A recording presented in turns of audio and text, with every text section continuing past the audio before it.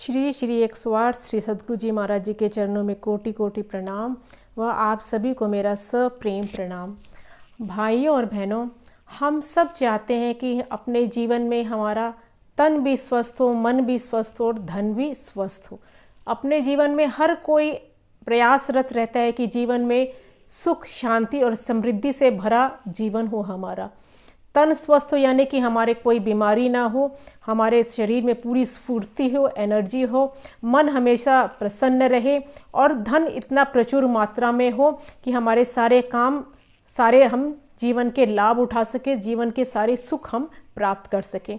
तो इसके लिए हम भरसक प्रयत्न भी करते हैं, लेकिन क्या कुछ कारण ऐसा है कि हम सब कुछ करते हुए भी ये जीवन में जो हम पाना चाहते हैं पा नहीं पाते हैं।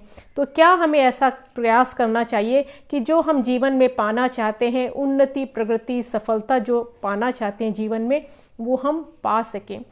तो संत महात्मा जन कहते हैं, हमारे शास्त्र ऐसा कहते हैं कि हमारे स्वभाव में कुछ ऐसी बातें हैं जो हमको जीवन में हम धारण करेंगे, अपने स्वभाव में ऐसा व्यवहार हम करेंगे तो जीवन में जो हम पाना चाहते हैं, सुख, समृद्धि, सफलता का पैकेज, तन मन धन स्वस्थ हो, ये जो पैकेज हम पाना चाहते हैं वो पैकेज अपने आप हमारी तरफ खींचा चला आएगा। कुछ बातें हमको अपने स्वभाव में, अपने व्यवहार में डालनी होगी। तो क्या कहते हैं संत महात्मा कि कुछ बातें जो ऐसी होती है हमारे जीवन में, हमारे अंदर, हर किसी के अंदर दो तरह के मसाले होते हैं। मोटे तौर पर अगर डिवीजन करें तो दो तरह के मसाले हर किसी के पास होते हैं, अच्छाई का मसाला और बुराई का मसाला, मोटी भाषा में अगर हम समझे तो अच्छाई के अंदर क्या बातें आ जाती हैं कि जैसे किसी से प्रेम करना, किसी पर विश्वास करना, किसी की केयरिंग नेचर होना, किसी पर दया करना, जीवन में, हमारे व्यवहार में, जीवन में सच्चाई होना, ईमानदारी होना और संतोष होना, किसी को माफ़ करने की कैपेसिटी, गुण होना, ये सारी बातें अच्छाई वाले मसाले के अंदर आ जाती है। बुराई में क्या आ गया? जैसे कि क्रोध करना, किसी पर ईर्ष्या करना, द्वेष होना, किसी को हर्ट करना, किसी पर दोष लगाना, किसी से शिकायत रखना, ये सारी क्वालिटीज़ आ जाती है बुराई वाले मसाले के अंदर। तो मनीषी लोग क्या कहते हैं कि जो अच्छाई वाला मसाला है, चाहे बुराई वाला मसाला है, इन मसाले में से जो जो हमने अभी सुना, अगर अच्छाई वाले मसाले में से कोई एक भी अगर हम प्रैक्टिस में हमारे आते हैं तो जितना हम उसको यूज़ करते हैं, यानी कि प्रेम अगर हम किसी से भी करते हैं, जितना ज़्यादा हम प्रेम करते हैं तो ये वाला मसाला, जितना ज़्यादा इस मसाले को यूज़ करते हैं, यूज़ करने से ये कम नहीं होगा बल्कि बढ़ता चला जाएगा। अक्सर ऐसा होता है कि जो चीज़ हम यूज़ करते हैं वो कम हो जाती है, लेकिन इसमें ये खास बात है कि जो वह मसाला हम यूज़ करेंगे वो और हमारे पास बढ़ता चला जाएगा। क्यों?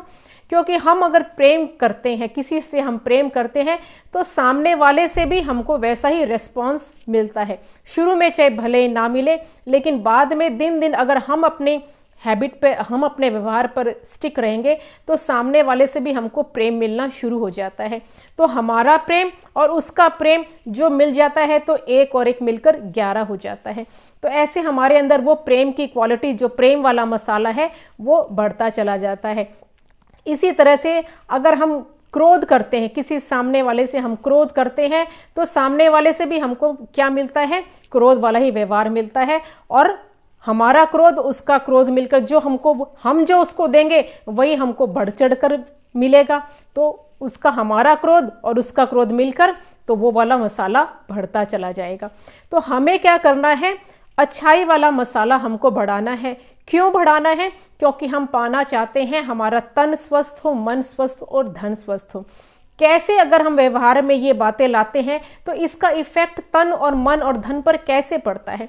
क्योंकि अगर हम अच्छाई, किसी से अच्छाई वाला मसाले यूज़ करेंगे, अच्छाई वाला व्यवहार करेंगे तो हमारे अंदर ऐसी रेज उत्पन्न होने लगती है, ऐसी केमिकल प्रोड्यूस होने लगता है कि जो इस तन मन धन, जो स्वस्थ हम वाला पैकेज जो हम चाहते हैं, वो उसको अट्रैक्ट करने लग जाता है। ऐसी किरणें हमारे अंदर, ऐसी पॉजिटिव किरणें हमारे अंदर, रेज हमारे अंदर अपने आप ऐसा केमिकल सिक्रेट होने लग जाता है खुशी वाला कि जो इस पैकेज को, जो पैकेज हम चाहते हैं उसको अपनी तरफ अट्रैक्ट करना शुरू कर देता है। तो हमको ऐसे व्यवहार में ऐसी क्वालिटीज़ हमको लाने का प्रयास करना है। तो हम हमेशा ऐसी कहानी सुनते हैं जिससे हमारे अच्छाई वाले मसाले स्टिमुलेट हो और वैसा व्यवहार हम करने लग जाएं। तो कहीं से किसी से सुनकर हमको प्रेरणा मिलती है या किसी को देखकर हमको ऐसी प्रेरणा मिलती है कि हम भी ऐसा व्यवहार करें।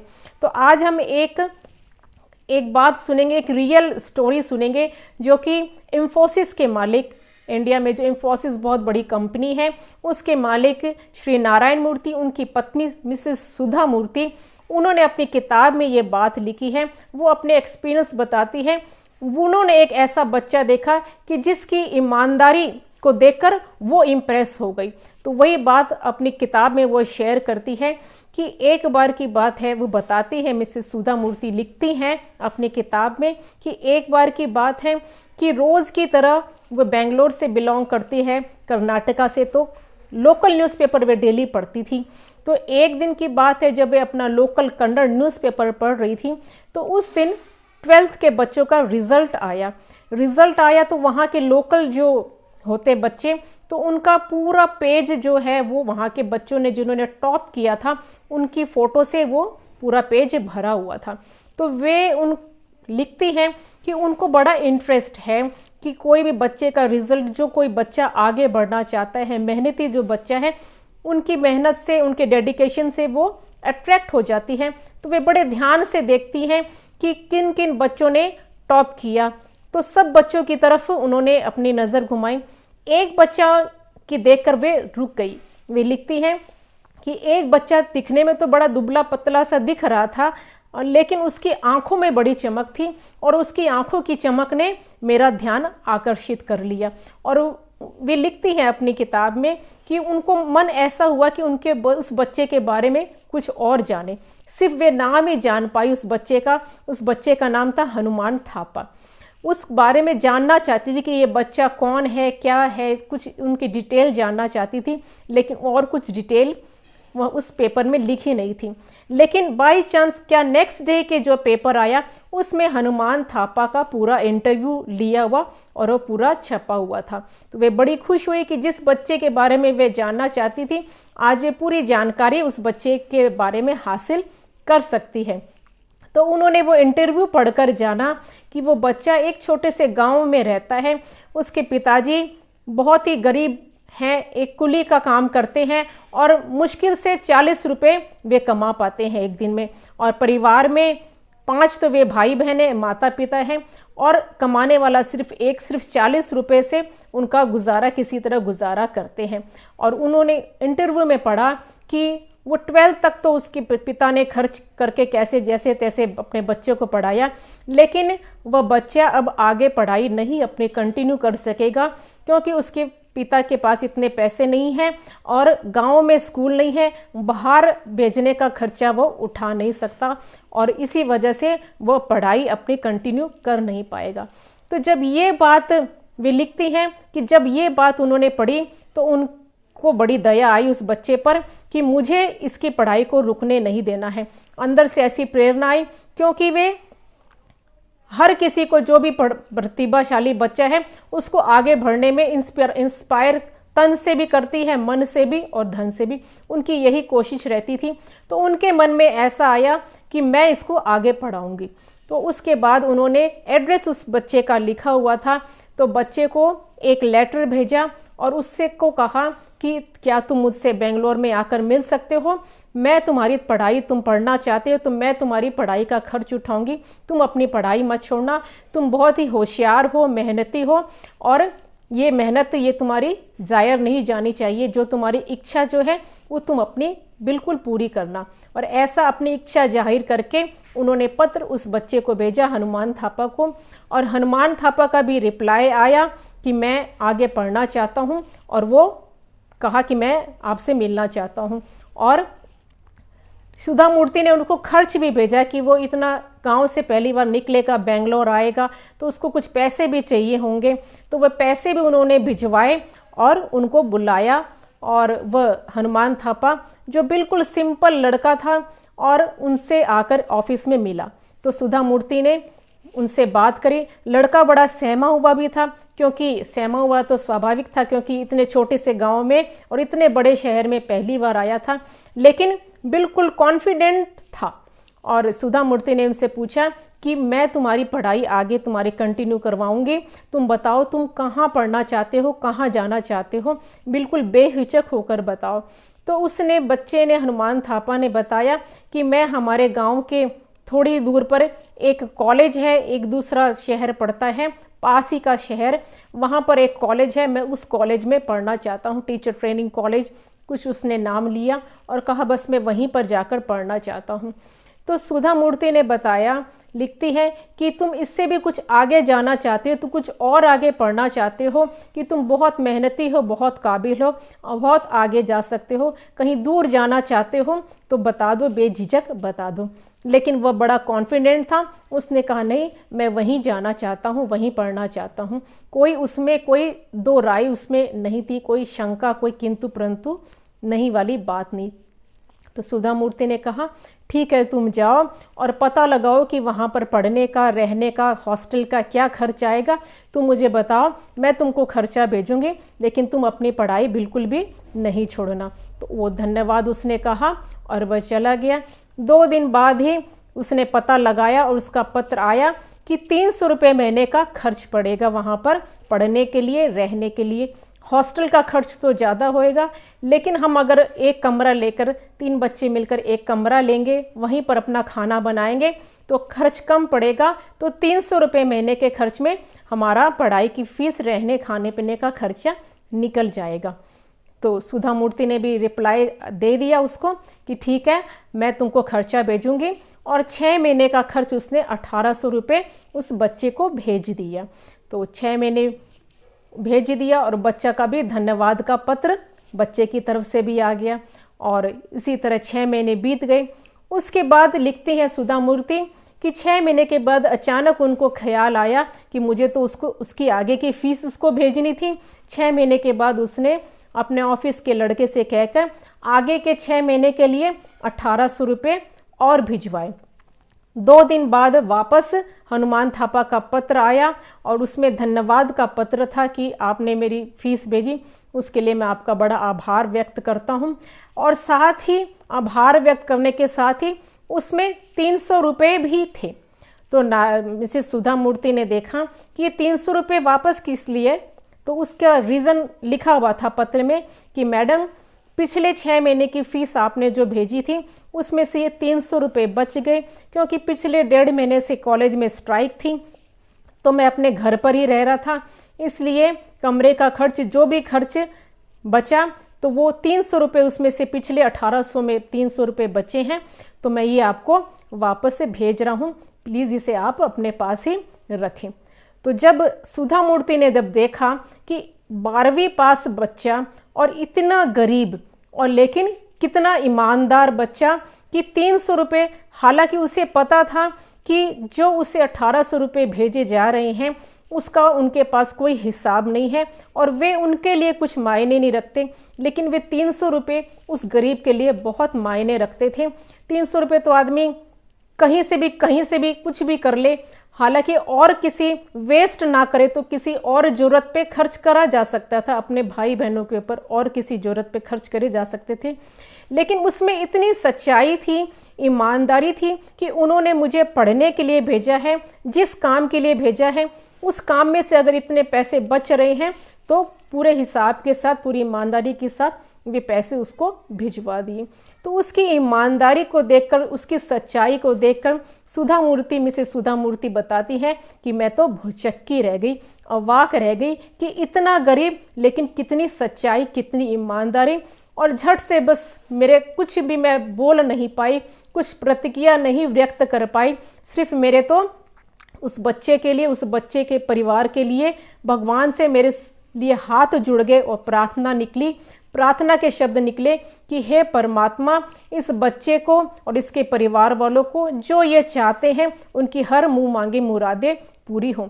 जीवन ये बच्चा भी खूब तरक्की करे, खूब खुशियाँ उसके जीवन में और उसके परिवार वाले के भी जीवन में खुशी आई। बस ये प्रार्थना और ये दुआएं निकली। तो मिसेस सुधा मूर्ति बताती है कि उस इतने बच्चे की सच्चाई और ईमानदारी को देखकर मैं बहुत इम्प्रेस हुई।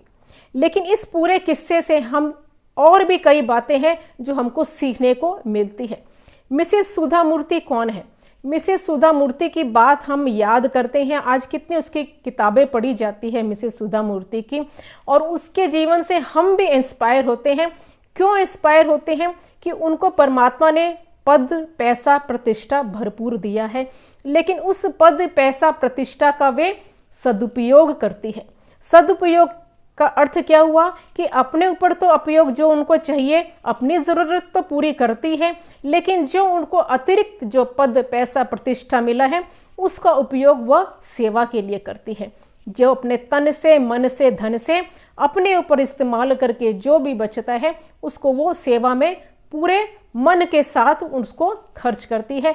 जहाँ जरूरत वह देखती है वहाँ वो खर्च करती है। जैसे उस बच्चे के बारे में जानना चाहती थी, बच्चे से इम्प्रेस हुई कि बच्चा बड़ा ईमानदार है, मेहनती है, काबिल है, तो उसकी काबिलियत, उसकी ईमानदारी पैसे की वजह से ज़ाया नहीं जानी चाहिए। मैं जो जहाँ मदद कर सकती हूँ तो वो पैसों से तो मदद करती है, लेकिन अपना ध्यान भी इस तरफ रखती है, अपने चारों तरफ, अपने समाज में, अपने स्टेट में, हर तरफ वो अपनी नज़र रखती है कि कहाँ वो मदद कर सकती है, कहाँ उनकी मदद की ज़रूरत है। तो ऐसी वे ताक में भी रहती है, ऐसी निगाह भी वो रखती है। सिर्फ पैसों से ही मदद नहीं करती, ध्यान भी रखती है, वहाँ पर जाती भी है और मन से सब कुछ करती है। तो जो उनको परमात्मा ने दिया है तो उसके वो सदुपयोग करती है।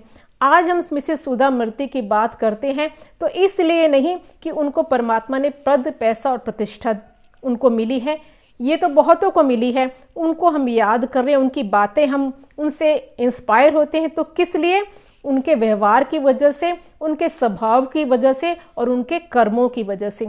उनका स्वभाव इतना सुंदर है, उनके कर्म इतना सुंदर है, इस वजह से हम उनकी बातें, उनसे हमको इंस्पिरेशन मिलती है। तो ये कहानी से हमको क्या शिक्षा, क्या हमको देखने को मिला? कई बातें हमको सीखने को मिली। ऐसी कई बातें हैं जो कहानी सुनकर हमारा जो अच्छाई वाला मसाला है वो स्टिमुलेट हो जाएगा कि बच्चा इतना डेडिकेटेड था, इतना सच्चा था, ईमानदार था, तो उसकी प्रकृति कह लो चाहे परमात्मा कह लो, वो भी उसकी तरफ, जैसा कि हम अभी सुन रहे थे कि जब हमारे व्यवहार में अच्छी बातें आती हैं तो वो खींचती है, तन, मन और धन स्वस्थता का जो पैकेज है वो अपनी तरफ खींचती है। तो वो बच्चा इतना ईमानदार था, इतना सच्चाई था, अपनी मेहनत था, अपने लक्ष्य के प्रति उस जागरूक था, फर्म था कि मुझे ये काम करना है। तो इतना उसमें विश्वास था, इतनी उसमें सच्चाई थी, ईमानदारी थी। तो जो वो चाहता है उसका बंदोबस्त प्रकृति ने अपने आप कर दिया। निमित्त बनी मिसेस सुधा मूर्ति। निमित्त चाहे कोई भी बने, लेकिन अगर उसकी चाहत सच्ची है, अगर उसके अंदर अच्छाई वाले मसाले हैं, तो प्रकृति, परमात्मा किसी न किसी को निमित्त बनाकर उसके लक्ष्य को पूरा करते हैं। जो पैकेज हम चाहते हैं उस पैकेज की तरफ हम अग्रसर होते हैं, वो पैकेज हमारी तरफ खींचा चला आता है। तो हमको अपने जीवन में, व्यवहार में ये सारी बातें हमको लाएंगे तो जो हम जीवन में पाना चाहते हैं वो धीरे धीरे हमारी तरफ आएगा। लेकिन इसके ऑपोजिट अगर हमारे अंदर बुराई वाले मसाले आते हैं तो वे मसाले अगर बढ़ जाते हैं तो बढ़ते बढ़ते, अगर बुराई वाले मसाले बढ़ जाएंगे तो बढ़ते बढ़ते वे अच्छाई पर हावी हो जाएंगे, और अच्छाई वाले मसाले बढ़ जाएं तो बढ़ते बढ़ते वे बुराई वाले मसाले पर हावी हो जाएंगे। तो हमको इन अच्छाई वाले मसाले को बढ़ाना है अगर हम अपने जीवन में सुख, समृद्धि, शांति, संपन्नता, सफलता पाना चाहते हैं। तो ये मसाले बढ़ाएं। तो हमको पता लगा कि कैसे ये मसाले बढ़ने से हम अपने लक्ष्य की तरफ बढ़ते चले जाएंगे। तो ये बातें हमको सीखने को मिली। ऐसे ही मिसेस सुधा मूर्ति की किताब में ऐसी उनकी अनेक घटनाएं हैं, अनेक बातें हैं जिससे कि हम इंस्पायर होते हैं। हमारी पॉजिटिविटी, जो अंदर की जो पॉजिटिविटी है वो स्टिमुलेट होती है। और है ये सबके अंदर, ये मसाले जो हैं, दोनों तरह के मसाले हैं सबके अंदर, लेकिन हमको प्रैक्टिस में लाना है। धीरे धीरे हमको कोशिश ये करनी है कि हमारा अच्छाई वाले मसाले बढ़े। अगर हम जीवन में आगे बढ़ना चाहते हैं, सुख शांति समृद्धि पाना चाहते हैं, तो व्यवहार में सच्चाई लाएं, ईमानदारी लाएं, प्रेम बढ़ाएं, केयरिंग वाला हमारा नेचर हो, संतोष वाला हमारा नेचर हो, और एक दूसरे को क्षमा करना सीखें। ऐसी बातें हम जितनी जीवन में व्यवहार में लाएंगे तो हमारा दिन भर दिन दिन रात चौगुनी हम करते चले जाएंगे। हम देखते हैं कि जब ऐसा व्यवहार, ऐसा सुंदर व्यवहार हम किसी और को करते हुए भी देखते हैं या ऐसी बातें भी हम सुनते हैं तो दिल हमारा खुश हो जाता है। तो अगर हम ऐसी बातें अपने जीवन में अपनाएंगे, प्रैक्टिस में लाएंगे, तो इसका प्रभाव कितना सुंदर होगा ये हम अंदाज़ा लगा सकते हैं। तो जब ऐसी बातें सुनकर भी हमको अच्छा लगता है तो जीवन में धारण करेंगे तो जीवन और खुशहाल हो जाएगा। और एक बात तो हम एक्सपेरिमेंट करके देख भी सकते हैं कि आजकल शुगर, बीपी सबको रहता है या कोई भी प्रॉब्लम हो, तो जब हमारे अंदर वो बुराई वाले मसाले, जब क्रोध की स्थिति में हो या हम किसी से नफरत की स्थिति में हो या किसी को हम हर्ट कर रहे हैं, किसी के मन में, हमारे मन में शिकायत चल रही है, ऐसी कंडीशन में जब हम अपना शुगर और बीपी में मापेंगे तो वो बिल्कुल सही नहीं आएगा, वो ऊपर नीचे उसमें घटबढ़ आएगी। लेकिन जब हम खुशी की स्थिति में हो, जब हम संतोष की कंडीशन में हो, मन हमारा खुश हो और खुशहाल हो, किसी को क्षमा करते, जब हम लाइट फील कर रहे हैं, उस समय जब हम अब शुगर और बीपी मानेंगे या कोई हमने अच्छी बात सुनी या हम सत्संग से सुनकर आ रहे हैं, तो ऐसे अगर जब हम मापेंगे तो वो टुवर्ड्स द नॉर्मल रहेगा। तो इन बातों का, मन की स्थिति का कैसे हमारे तन पर असर पड़ता है, ये हम खुद एक्सपेरिमेंट कर देख सकते हैं।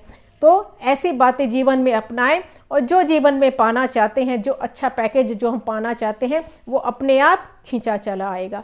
बोलिए श्री प्राणनाथ प्यारे की जय।